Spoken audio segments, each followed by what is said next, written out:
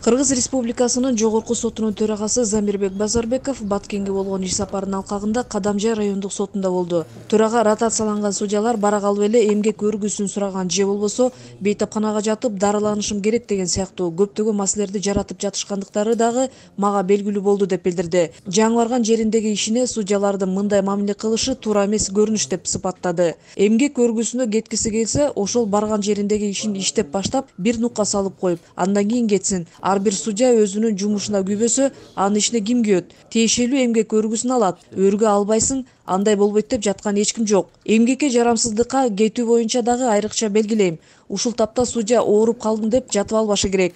Мындай көрүнүштөр токтотулушу керек жана мыйзамдарга ылайык бардык судьялар иштерди сапаттуу жана өз убагында кароого милдеттүү экендигин белгилейм. Соттордо судьялар тарабынан каралып жаткан ар бир иштин артында адамдардын, жарандарыбыздын, салык төлөөчүлөрдүн тагдыры турганын эсиңиздерден чыгарбашыңыздар керек деп баса белгиледи төрага. Кадамжай райондук сотунун төрагасы Марклен Нармырзаев аталган сотко Нарын, Жалал Абад, Бишкек шаарларынан 4 судья ротацияланып келгендигин, алар турак жай менен камсыз болуп, учурда иштерди карап баштагандыгын айтты. Ошондой эле сотто 22 аппарат кызматкери эмгектене тургандыгын кошумчалады.